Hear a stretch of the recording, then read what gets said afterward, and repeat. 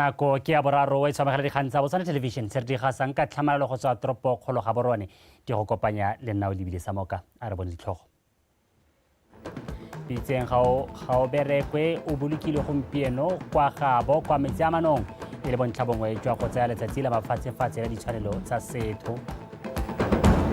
Mafatshe a Aforika kaiwa fa a dira kgatelopele mo go itebaganyeng le dikgang tsa go lwantsha go gweba ka madi e se ka ga molaong. Mo go tsa metshameko setlhopha sa borre sa Spiking Stars se retelelwa ke go fetela pele mo kgaisanong ya Confederation ya African Volleyball Club Championship. O etsong kamogela a bo o di amogele a mantle babedi ke yoranang ka puo ya diatla mo pegong ya ntlha. Tatona Advocate Dumaboko o boletse fa phitlho ya ga Repitseng ga o berekwe e le ditso tse di tshwayang phenyo go tlotlomatsa ditshwanelo tsa setho mo lefatsheng leno. Re ga o berekwe o bolokile kwa gabo kwa metsi a manong mosong ono morago ga dingwaga tse tharo puso e gotlhagotlhana le molao le ba gabo ka go fitlhwa ga gagwe kwa tlholegang teng. Mo sejaneng ya Facebook Tatona Boko o tlhalositse gore ditshwanelo tsa setho e tla nna pinagare ya tsamaiso puso ya gagwe le go netefatsa gore kgatako ya ditshwanelo tsa batho ga ena go tlhola e diragala mo lefatsheng leno. Tatona Boko o gorogile maabane kwa metsi a manong go tsena segopotso sa botshelo jwa ga rre ga o berekwe a ba kopana le banni ba motse o sebaka se a kileng fa se ne se sa kaileng tota fa se ne se gogomosa maikutlo ka go gopola tse di monate le tse di botlhoko mo leetong la gagwe le batho ba CKGR. Tatona Boko le mothusi wa gagwe Renda Bagaolathe ba ne ba tsene phitlho ya ga o berekwe mosong ono e le sesupo sa maitlamo a bone a gore ba baya kwa pele seriti le tlotlo ya batho botlhe. Re sa lefo lefatshe la Botswana fela jaaka a mangwe gompieno le segeditse letsatsi la mafatshefatshe la segopotso sa ditshwanelo tsa setho gompieno. Puso e ne ya tsaya tshwetso ya gore phitlho ya ga rre Pitseng ga o berekwe e tla tshegediwa ka lone letsatsi le kwa gabo kwa metsi a manong e le sa gakolodisa gore motho mongwe le mongwe o tshwanelwa ke go neelwa seriti sa gagwe. Letsatsi la morula le lesome ke letsatsi le le nang le bokao mo ditsong tsa ditshwanelo tsa setho. Letsatsi le segetswe fa thoko ke mahatshe go gopola ngwaga wa 1948 fa lekgotla la ditšhaba le ne la amogela le go simolodisa molao wa ditshwanelo tsa batho kgotsa Universal Declaration of Human Rights, kgato ya ntlha e neng ya gwetlha mahatshe go tlotla ditshwanelo tsa batho ba one. Ngwageng ono lehatshe leno le dira segopotso seno ka go boloka rre wa Mosaro yo kgotla e neng ya laola gore a se ka bolokela kwa legaeng la gabo kwa CKGR. Polelo ya ga Repitseng ga o berekwe yo mmele wa gago o neng wa nna ngwaga tse di ratileng go nna tharo ko setsidifatsing pele ga mmueledi wa lelapa lo Repitseng yo jaanong e leng tautona lehatshe leno a neng a bana ya tshwanelo ya go diragatsa keletso ya ga rrabo ke kgang e supang bopelokgale le go tlhomama mo go netefatseng fa ditshwanelo tsa batho di tlotlwa. Morago ga go latlhegelwa ke tsheko ka ngwaga wa 2023 ba lelapa lo Repitseng ba ne ba gana go tsaya setopo sa ga rrabo mme morago ga dingwaga go gogagana ko makgotleng a ditsheko. Tautona Advocate Dumaboko yo neng a thusa bo Repitseng go itsheka mahala a tsaya tshwetso. One of our people is unable to rest, far from his home. Country road, hear him yearn. Please take him home to the place he belongs. These words hit my soul like bolts of lightning, and now they leave my lips, and they will carry the soul of a son of the soil home to CKGR, where he can finally be at peace. On International Human Rights Day, the 10th of December 2024, the body of Pitseng ga o berekwe will be buried in the Central Kalahari Game Reserve. His ancestral home, your government, that under color of court judgments denied him the dignity of a burial in his ancestral land, has now taken the bold steps of abandoning all those judgments and burying him. Ke dingwaga basarwa ba lwa ka kgang ya tshwanelo ya bone mo lehatsheng la CKGR. Ka ngwaga wa 1986 puso e ne ya tsaya tshwetso ya go bantsha kwa lefelong leo la diphologolo, mme ka ngwaga wa 2006 morago ga tsheko e gogileng sebaka mo ditsong tsa lehatshe leno Kgotla e ne ya supa fa khuduga ya bone go tsweng ko CKGR e ne e se ka ga molaong. Le fa ba ne ba fenya kgang eo, puso e ne ya seka ya diragatsa bontsi jwa keletso tsa bone tsa go letlelelwa go boela kwa lefelong leo jaaka go bonala mo kganyeng ya ga Repitseng ga o berekwe. Phito ya rona ya sesarwa sengwao ha ke twakala gompieno bana ba nna le nna hela muntu e tshwana le bana ba robala tare ka bo 5 hela ba tsoga ba o dira lebita ba gompita ke robetse gangwe hela. Mo kganyeng e ya ga Repitseng, puso ya ga Tauto Naboko e ne ya segela ga thoko tshwetso ya kgotla ya boikuelo e ne e kganela go boela CKGR ga mmele wa ga Repitseng, mme gape e itlamile go duelela sekoloto sa 1.4 million pula wa ko setsidifatsing. E re Repitseng a robatswa go nna gaufi le batlapele kwa metsi a manong jaaka e ne le keletso ya gagwe. Se se itshupang ka kgang ya gagwe ke ka fa go seng bonolo go ka fetola ditshwanelo tsa batho, mme se bontsi bo tla bong bo se beile leitlho e le go bona gore puso eno e itlamile go tsamaisa e beile pele ditshwanelo tsa batho e tsile go diragatsa seno jang e sa ikgatolose maitlamo a setšhaba. Badumedi Mokonopi, BTV News. Re sa le fo moletong le mothusa modulasetilo wa komiti eo ya Chinese People's Political Consultative Conference le lekoko la gagwe bana ba etela mo tsamaisa dipuisano tsa palamente re dithapelo ke o rapetse yo le naneng a gatelela botlhokwa jwa botsalano jo bo tswang kgakala borena gareng ga mafatshe mabedi ebile bo tshwanetse jwa tswelela go ya pele. Ditirisanyo le botsalano jwa mafatshe mabedi di tswa kgakala ko dingwageng tsa bo 1980 mme bo ungwetse mafatshe ka bobedi thata magareng ga ngwaga wa 2010 le 2019 jaaka go ne ga nna le kgolo ya dipapadisanyo go tsweng mo go 700 million pula go yeng kwa go 4 billion. Dingwe tsa tse lefatshe la China le di diretseng la Botswana ke go isa babereki go ya go ikoketsa dithuto kwa China. Parliament has to ensure that the foreign policy is pursued in a manner that benefits the citizens.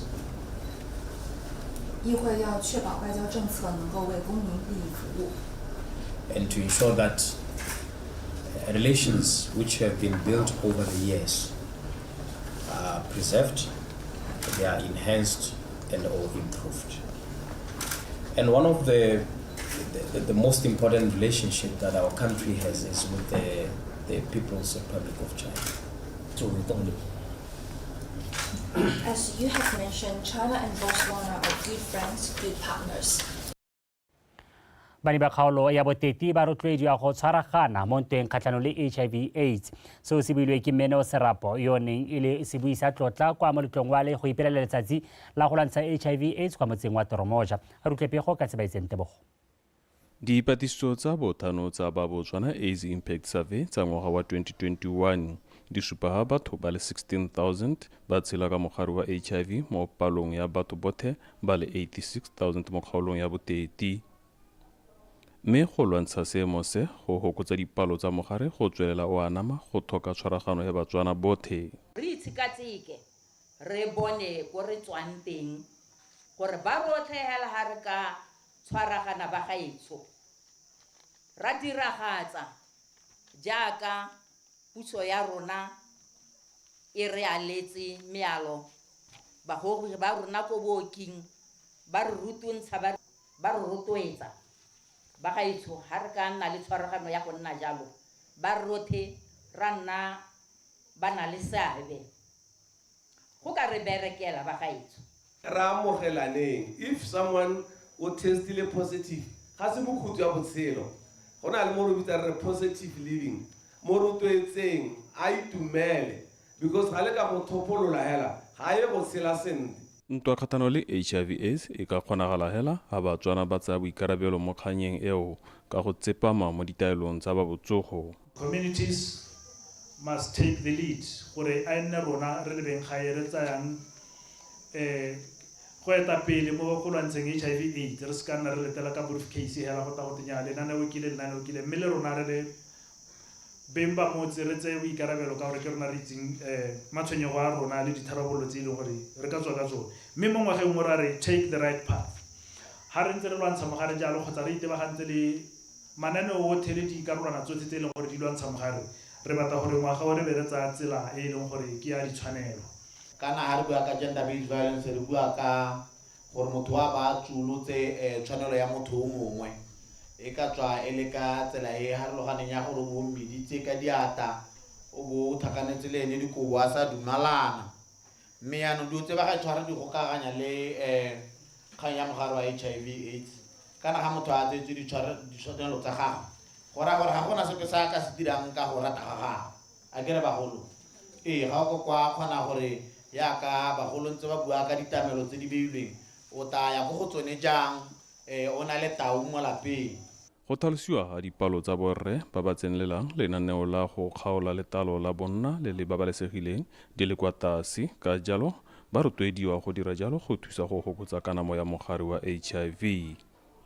Sebaetseng Tebogo, Botswana Television, Toromoja.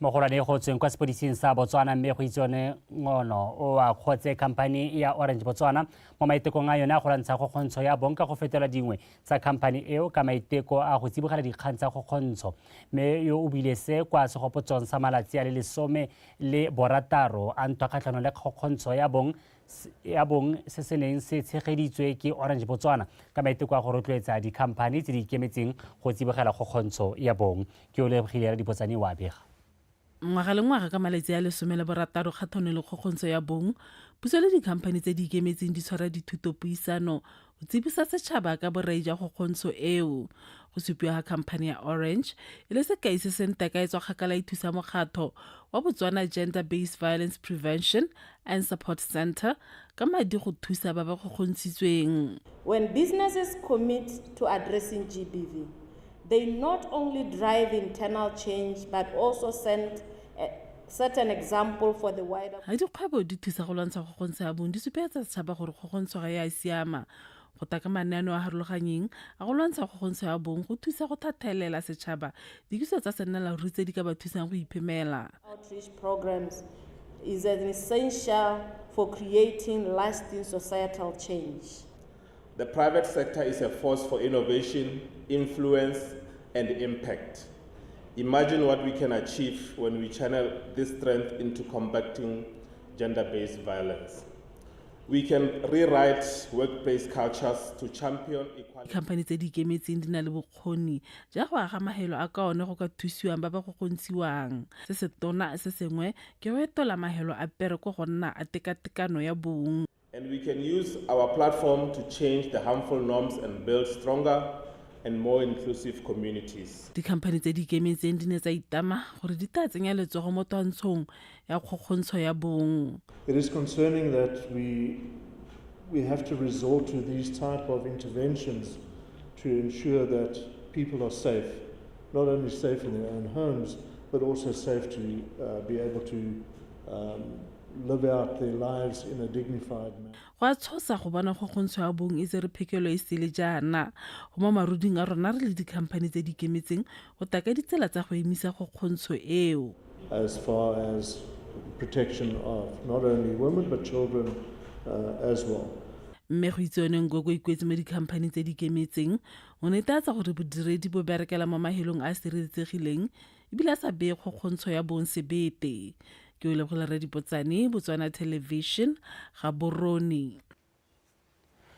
Botswana University of Agriculture and Natural Resources e ne ya tshwara e le la ntlha letsatsi la go kgobokanya balemi mafelo a beke moitseanape wa temothuo kwa buang re Victor Montsho o buile fa bokopano jo e ne le go neela dialogane tsa bone sebaka sa go ikgolaganya le balemi ba ba nang le maitemogelo le batlamedi e seng fela go ithuta mo go bone mme gape e le go aga kgolagano le balemi a rutlepego ka tsholofelo Tombali.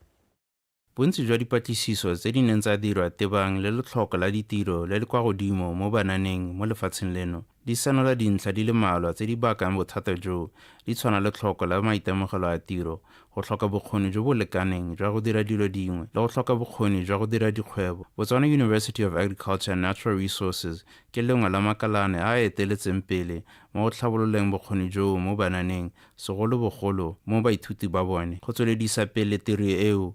Sekolo seo se na sa tshwara moletlo o e neng e le wa sone wa ntlha wa mmaraka wa balemi ka maiteko a go sologela dialogane tsa sekolo se mosola.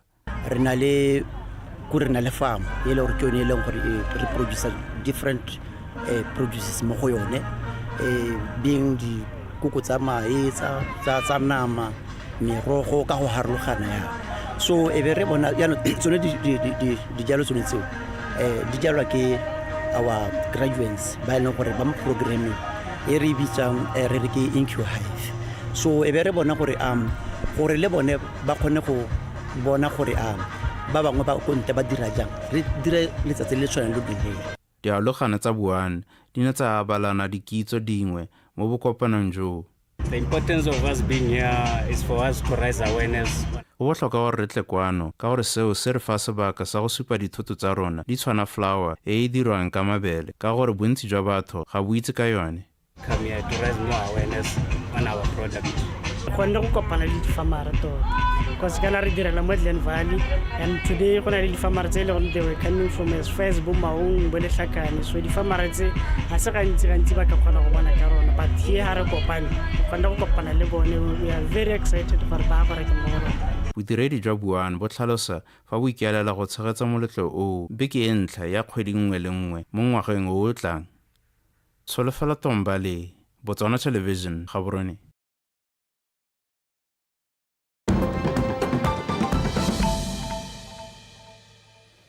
Re tlhodimene mo go tsa mafatshe a sele lefatshe la Amerika go balelwa le mo lobelong la go tshwaraganya ntwa e tsweletseng gareng ga lefatshe la Iseraele le mokgatlo wa Hamas kwa Palestina pele ga President Donald Trump a tlhomia kgwedi e tlang. Lefatshe la Amerika le tlhalositse fa le batla gore batho ba lefatshe la Iseraele ba neng ba thupilwe ke Hamas ba gololwe. Maiteko a tlamorago ga gore go simololwe gape dipuisanyo tsa go emisa ntwa gareng ga lefatshe la Iseraele le setlhopha sa Hezbollah kwa Lebanon. Puso ya ga Biden e kopane le setlhopha sa Trump ba mono o le nosi kana o le mongwe go lela gore dipuisano di tsamaye sentle.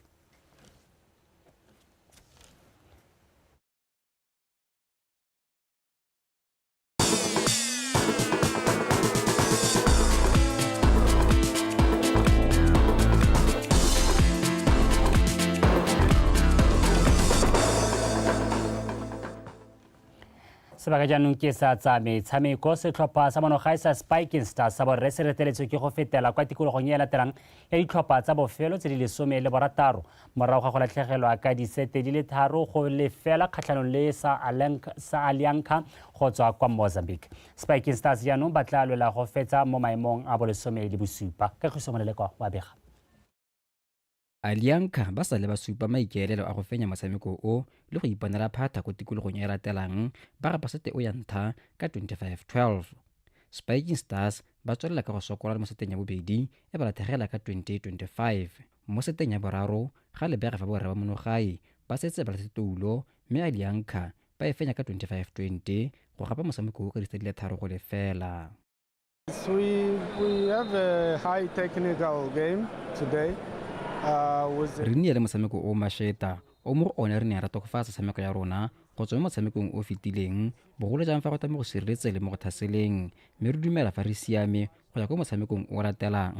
The defense but we are in a good way. We improve it from the first day and we think we are in a good way for the next match. Very important on us. Le tshwana re tsene mo legato la top 16 go padile gora re go ipositsionela position go 24 But my reaction on the game, my boys didn't come to the party, and it was difficult to motivate them. I don't know what are fatigue. Fatigue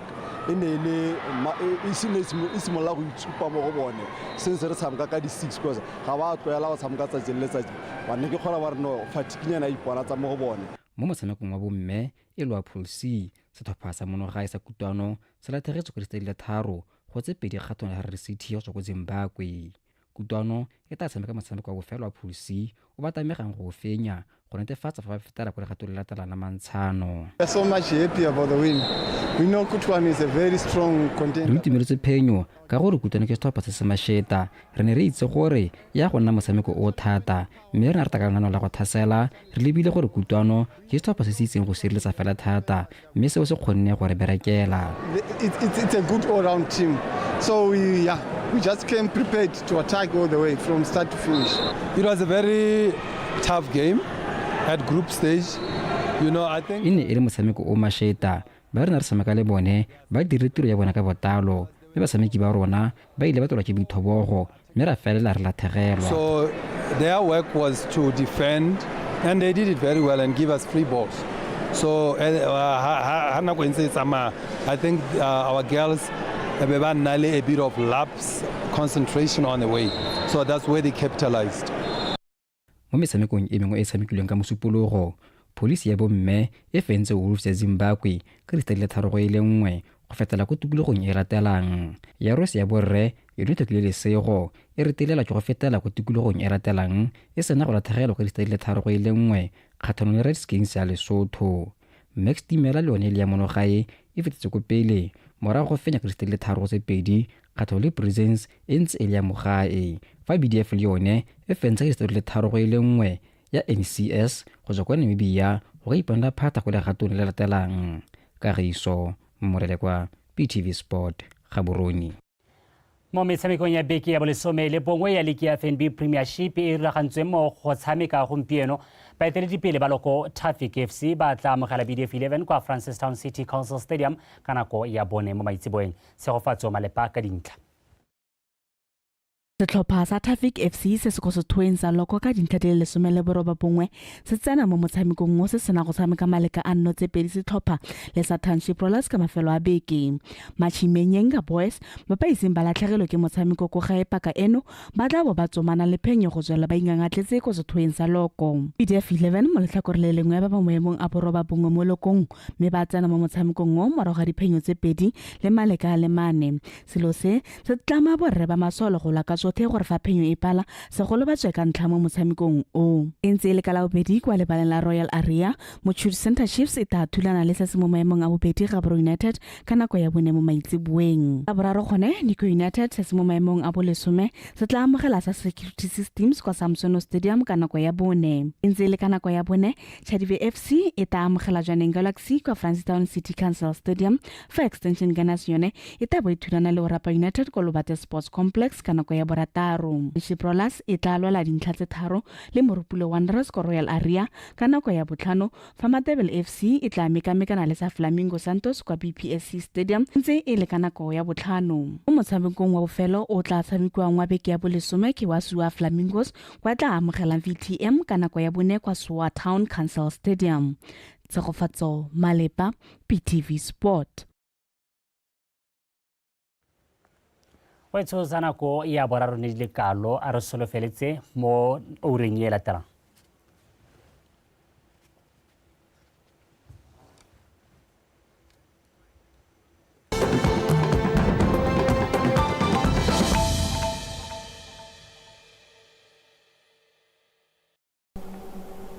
Mo bokopanong jwa morule a tlhola malatsi a le 5 komiti ya banka ya Botswana e laolwa merokotsa ya kadimo le madi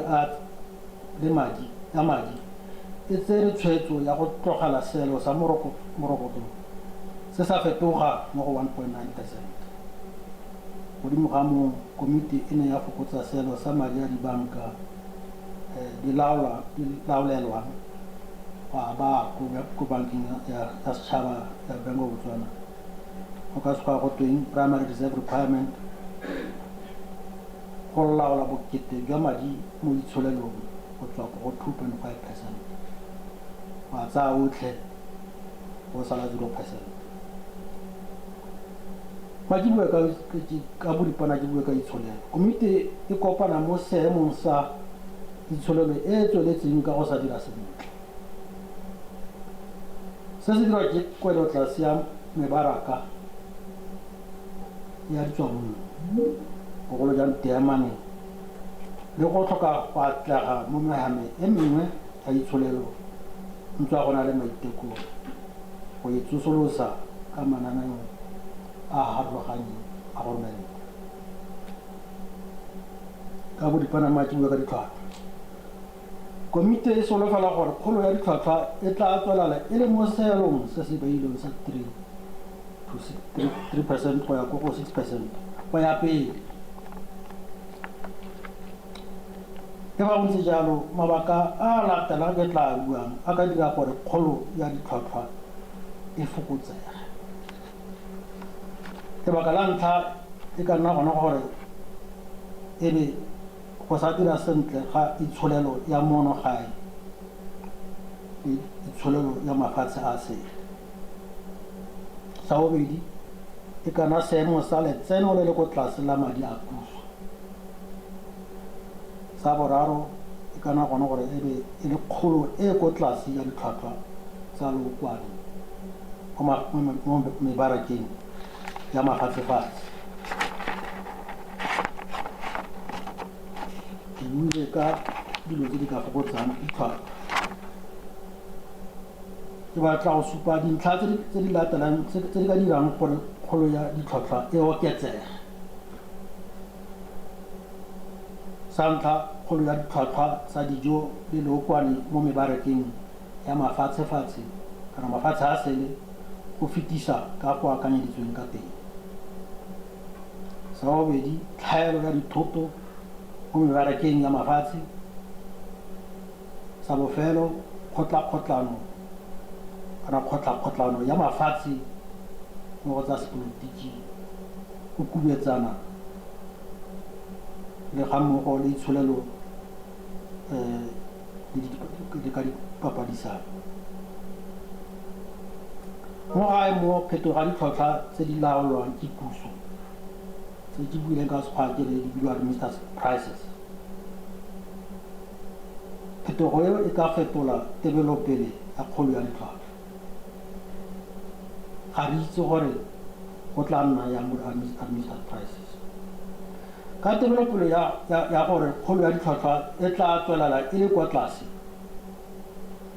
komiti e tsere tshwetso ya go sa fetola morokotso o tlogala mo 1.9%, morokotso wa monetary policy rate aka ke buile. Le fa go ntse jalo, komiti e tsere tshwetso ya go fokotsa selo sa madi aka ke buile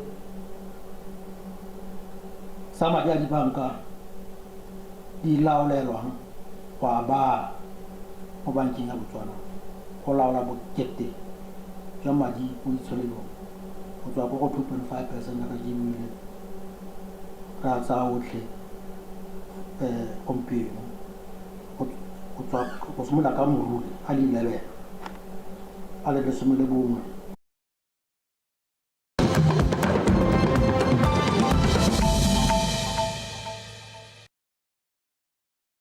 These words hit my soul like bolts of lightning, and now they leave my lips, and they will carry the soul of a son of the soil home to CKGR, where he can finally be at peace. Pitseng ga o berekwe o bolokile gompieno kwa gabo kwa metsi a manong e le bontlha bongwe jwa go tshwaya letsatsi la mafatshefatshe la ditshwanelo tsa setho. Mafatshe a Aforika a kaiwa fa a dira kgatelopele mo go itebaganyeng le dikgang tsa go lwantsha go gweba ka madi e se ka ga molaong. Mo go tsa metshameko setlhopha sa borre sa Spiking Stars se